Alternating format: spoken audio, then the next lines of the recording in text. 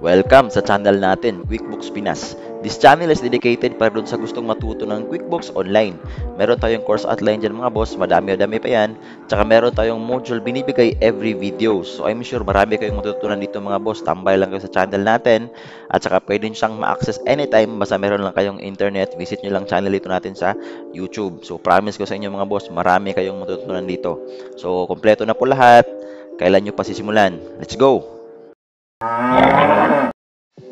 Okay, so ang gagawin natin ngayon mga boss is mag-reconcile tayo ng mga account. So kung makita nyo sa screen, ito yung mga SOA natin. SOA means Statement of Account. Meron tayong SOA dito sa Chase Bank at saka SOA dito sa credit card. So kailangan natin itong i-match dun sa QuickBooks Online natin ng mga statements. So simulan na natin. X ko muna to. So open nyo na yung QuickBooks Online nyo, tapos punta kayo dito sa Apps. Tapos sa Accounting. Tapos dito sa Reconcile. Okay, tapos i-click nyo itong Get Started. Tapos, click nyo itong Let's Get Reconciled. Okay, so start reconciling tayo. So, hanapin nyo po muna kung ano yung accounts na gusto nyo i-reconcile. So, dalawa yung i-reconcile natin. Etong si Chase Bank at saka si Credit Card. Unahin muna natin ito si Chase Bank. Ayan, so bago tayo makapagsimula ng reconcile, kailangan muna ng beginning balance. So, punta tayo dito sa chart of accounts. Ayan, sa babaw. Click nyo muna yan. Tapos, hanapin nyo dito si Chase Bank.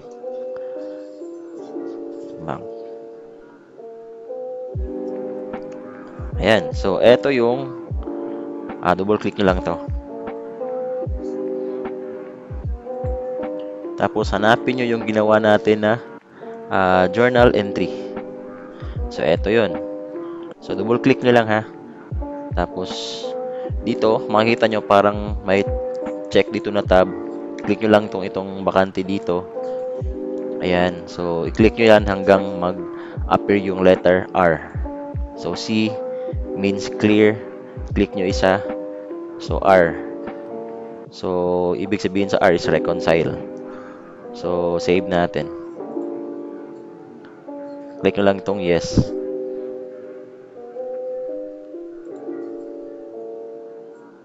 Ayan. So, hanapin nyo rin si Citi credit card. Ayan. So, ito yung ginawa natin na journal entry mga boss ha. Kung hindi nyo na subaybayan, punta kayo sa video natin. Nung una na itong ginawa kung paano gumawa ng trial balance sa journal entry.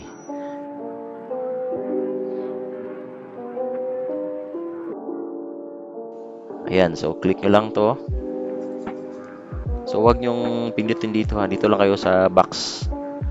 So, pindutin nyo lang 2 beses. Ayan, hanggang lumabas tong R, tapos save nyo lang. Click nyo lang yung yes. Okay, so punta na tayo sa reconcile ulit. Punta tayo sa Chase Bank. Ayan, so kung makikita nyo, meron na tayong beginning balance dito sa chart Chase Bank. So, kailangan mag-match itong beginning balance dito sa QuickBooks natin at saka sa beginning balance dun sa statement of account. So, pakita lang natin yung statement of account sa Chase Bank. Ayan, so kung makikita nyo mga boss, tama yung beginning balance natin. Ayan. So, yung beginning balance is 13,008 pesos. Ito din, 13,008 pesos. Pero, bago tayo makapagsimula ng reconcile, kailangan muna ng ending balance. So, dito natin kukunin yung ending balance dito sa statement of account. Ending balance niya is 62,289.91. Copy lang natin yan, tapos i-paste natin dito. Yan. Tapos yung date, huwag nyo kalimutan yung date. Yung date is ending balance. Dapat ending balance yung input nyo ha. So, January 31, 2025.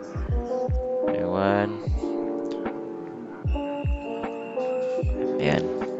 Ito yung ending balance natin. Tapos, click nyo itong Start Reconciling. Ayan. So, maximize ko lang ha. So, makikita nyo, ito yung mga dapat natin i-reconcile. Ayan. So, madami-dami yan. So, kung makikita nyo, meron kang nakikita dito na statement ending balance. Ito yung cleared balance. Dapat mag-match itong dalawa eh. ending, tsaka si cleared. Tapos yung beginning, ayan, 33 payments, 67,000 yung 6 deposits. So, merong difference na 16 pesos. Ayan, so uncheck muna natin to kasi iisa-isahin natin to. Ayan. So, pull up natin yung Chase Bank.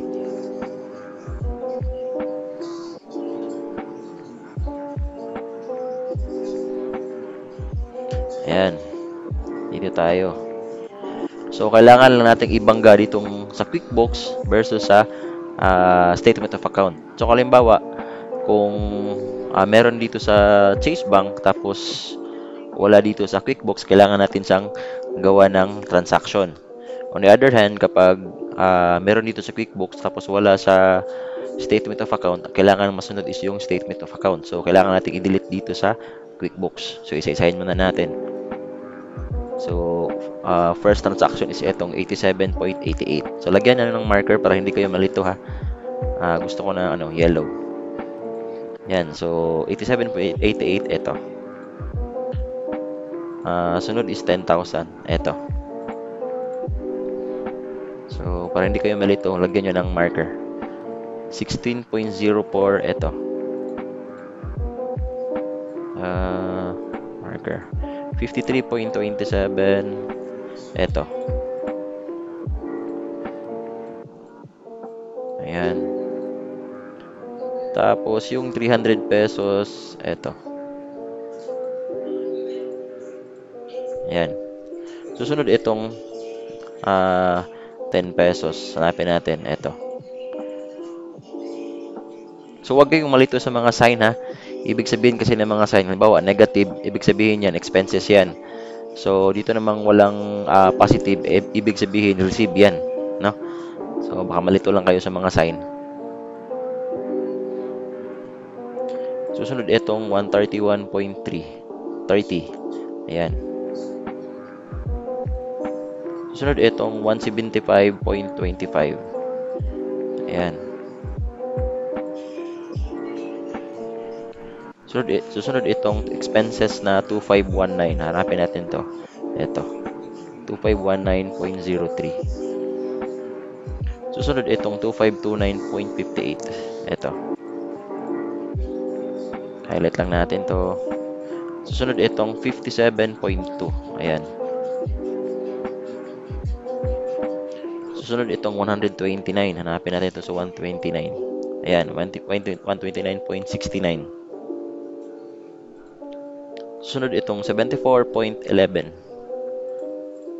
Ayan. So, 100. Ayan. Susunod itong 70.07. Sana ka? 70.07. Ayan. Susunod itong 58.52. Ayan.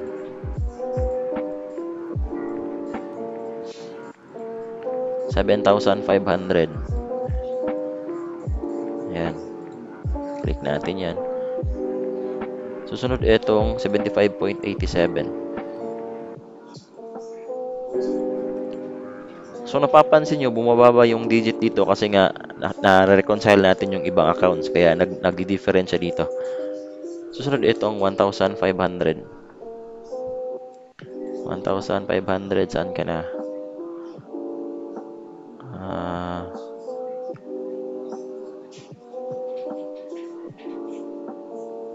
Ayan.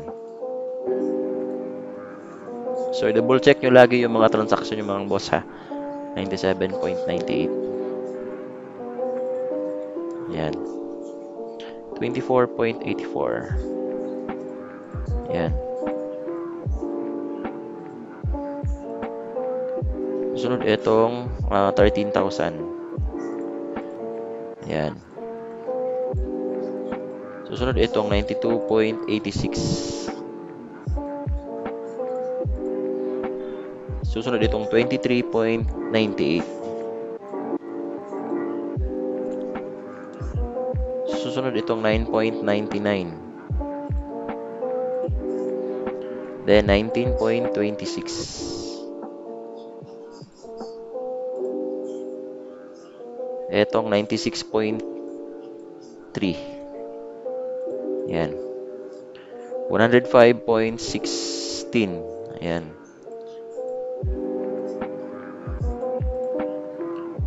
3,500. Ayan. 383.39. Ayan. 234.59. Ayan. Susunod itong 2,600.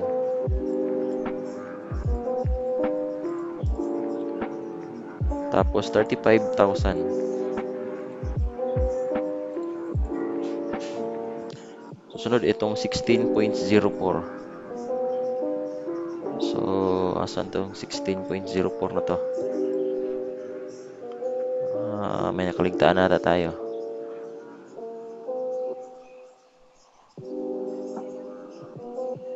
Ito yung wala. So, ano muna natin to? Laktawan muna natin to. Susunod itong si 600. Ayan. 600. Susunod itong 78.38. 78.38. Susunod itong 82.21.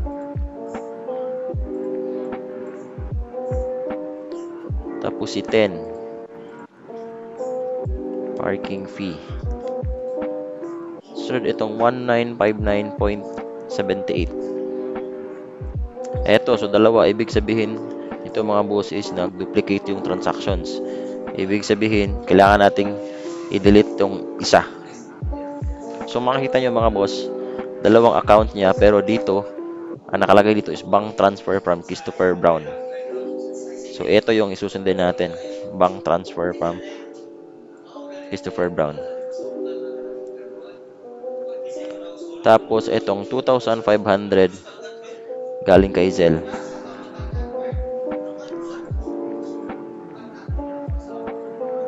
Ayan, so kailangan natin itong i-delete tong isa. At saka ito din, 3369. Kasi hindi siya included dito sa statement of account. Ang dapat nating sundin is yung statement of account lang. So, makikita nyo, meron tayong dalawang transaction dito na hindi natin kailangan. So, kailangan natin itong i-delete. Okay, so since wala itong dalawa, itong si All American Footwear, saka itong si Accounts Receivable, kailangan natin i-delete yan kasi hindi yan kasama sa statement of account. So, paano natin i-delete yan? Double click nyo lang yan. Click nyo, tapos click nyo yung edit.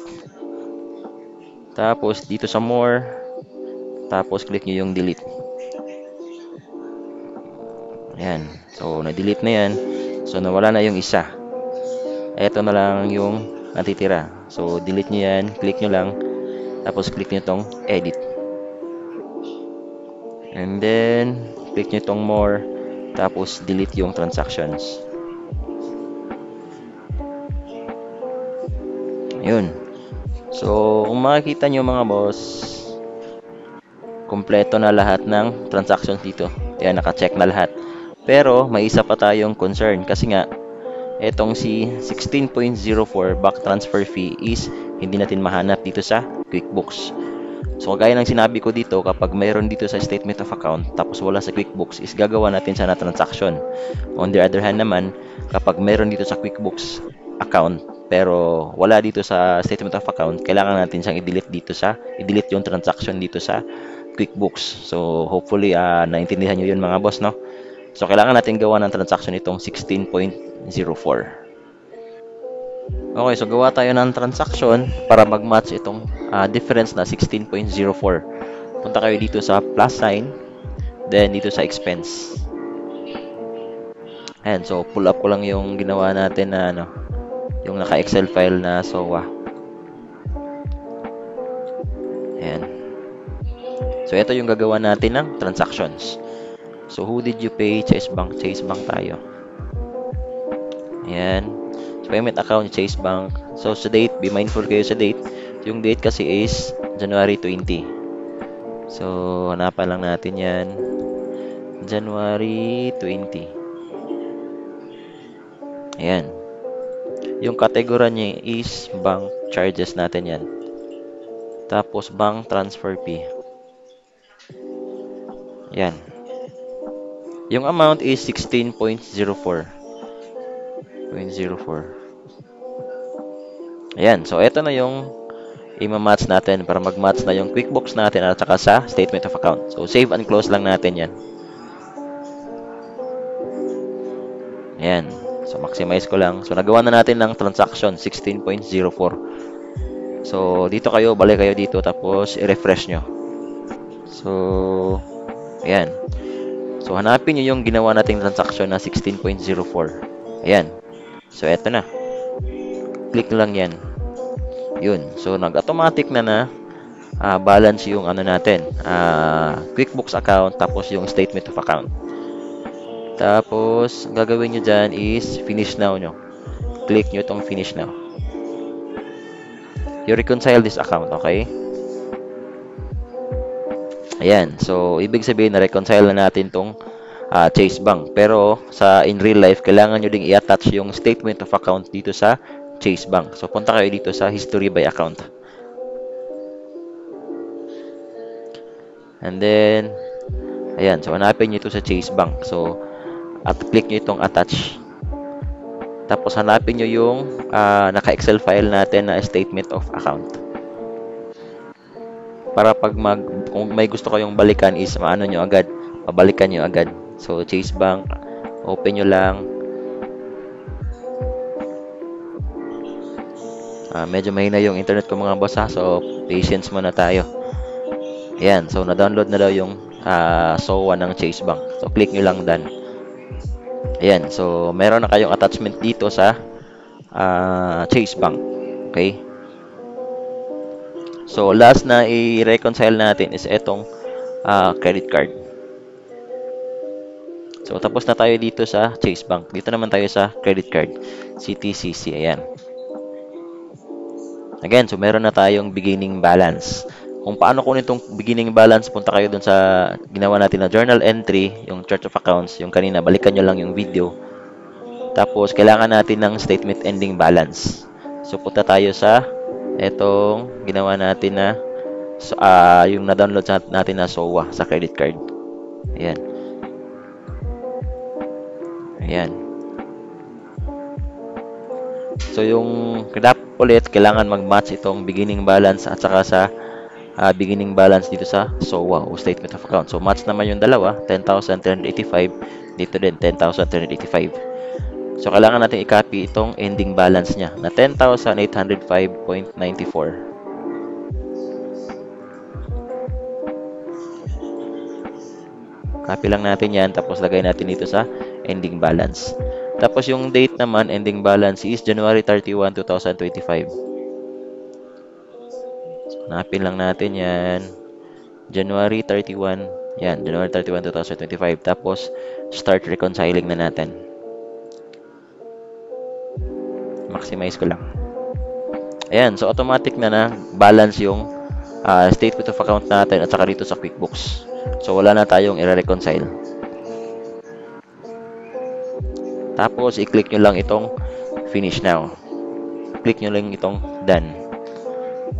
So, again, kailangan nyo ring i-attach yung statement of account dito sa QuickBooks. Punta kayo dito agad sa history by account. Tapos, CTCC. Make sure naka-CTCC ito ha. Tapos, attach. Tapos, browse nyo yung files na credit card. Then, click nyo yung done. Ayan. So, tapos na tayong mag-reconcile sa Chase Bank at saka sa CTCC. So, ganun lang ang pag-reconcile mga boss. Make sure na ang masusunod na transaction talaga is yung statement of account. So, kapag, ulitin ko lang, kapag dito sa SOA natin, kapag andito sa SOA, tapos wala sa QuickBooks, kailangan nyo nang gawan siya ng transaction para mag-match siya dito. On the other hand naman, kapag andito sa QuickBooks, tapos wala sa SOA, again, kailangan yung SOA yung masusunod. So, kailangan i-delete nyo yung transactions na nandito. So, ganun lang ang pag-reconcile mga boss. So, hopefully, meron kayong natutunan mga boss. So, if you find this video helpful, please naman po mag-like and subscribe kayo para wala kayong ma-miss ng mga videos na i-upload pa natin. So, see you soon.